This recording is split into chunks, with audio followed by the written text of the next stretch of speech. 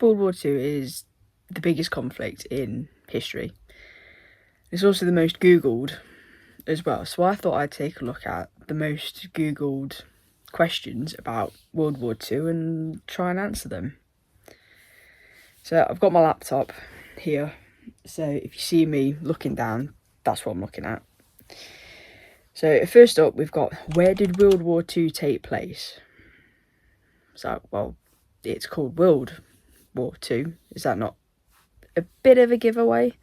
But it stretched from all the way out to the Pacific.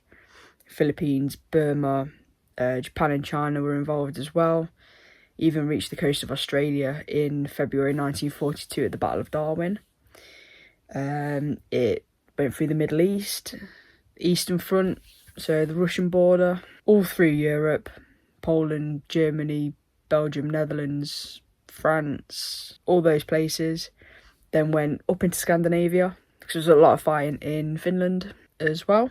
Then went down to North Africa, Egypt, a lot of fighting in North Africa, like round to Brook and everywhere around there. Then it was across the Atlantic to Pearl Harbor on American soil in Hawaii.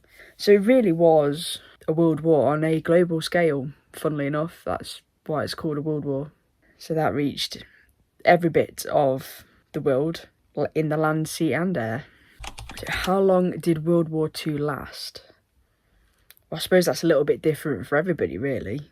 Generally, it's 1939 to 1945, when Germany invaded Poland on beginning of September. A couple of days later, Britain and France declared war on Germany. So that was the September of 1939. And then it went, obviously, America joined in 1941. People joined and left and swapped sides and stuff throughout the 6 years of fighting. So it came to an end in Europe on the 8th of May 1945. Carried on over in the Pacific until the middle of August as well. So those fighting out in the Pacific had to soldier on for a little bit longer. How was World War II fought? It was fought on the land, on the sea, and in the air. There was tanks, grenades, guns, railway guns, poisoning, explosions, artillery, spies and espionage, massacres, blitz, bombing raids. I think name it, and it probably happened, apart from chemical warfare. There was no chemical warfare in World War II, thank goodness. But yeah, name it and it pretty much happened. Did women fight in World War II? In some places, yes. So obviously the Soviets had women snipers, which were apparently some of the best in the world. The Night Witches, I think some of them were called. I'm going to do a video on them at some point, so you'll have to like and subscribe and stay tuned for that. But the Brits and the Americans, the Commonwealth, the women were generally in the factories, on the farmland. Some of them were nurses, just behind the front lines. There were some female war correspondents. They were close or on the front lines, some of them. I know Lee Miller ended up in St. Malo before St. Malo was actually liberated. So did women fight? Not very often, but in some places they did. Obviously there was the resistance as well. The underground resistance movements throughout Europe would have fought, carried weapons as well. So generally, no, women didn't fight, but there are occasions where they did on the Soviet front and then in the resistance. What does D-Day stand for?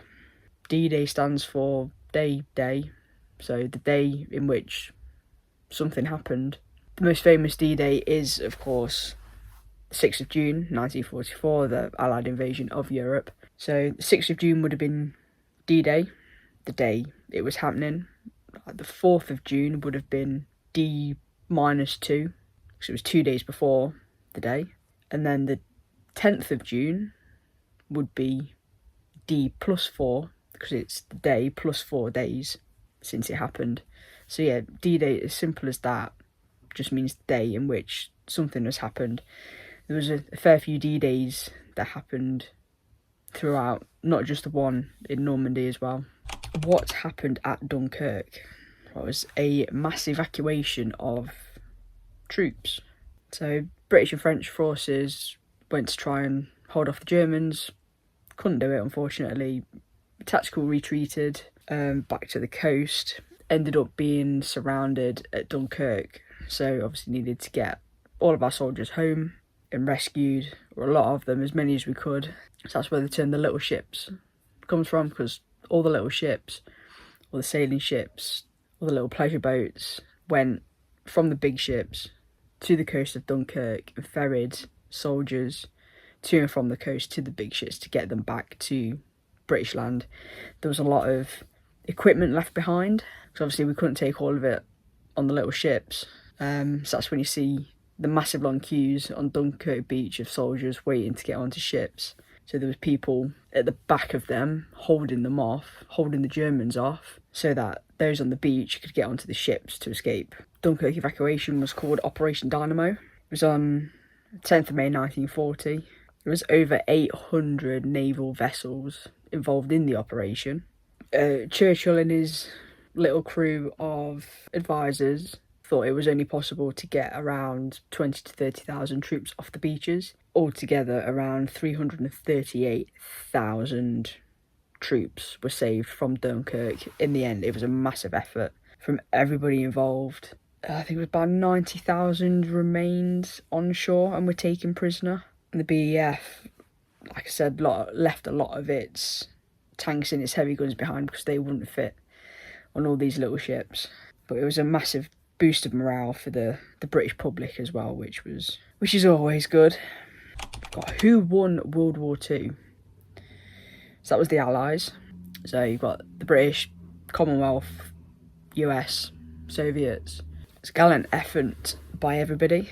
Yeah, so the mass production played a massive part in that, and Germany just couldn't keep up with the amount of equipment they needed and all the supplies of fuel, food, and the Allies managed to keep up and move everything forward. They had the Red Ball Express pushing supplies to the front lines. So yeah, that's what inevitably won World War II in the end, and it was won by the Allies. Hope you've enjoyed this little video of answering Google's most Googled questions about World War II. Don't forget to like and subscribe. If you want any questions answering, drop them in the comments below and I'll see what I can do. Let me know what you want to see next, and I shall see you in the next one.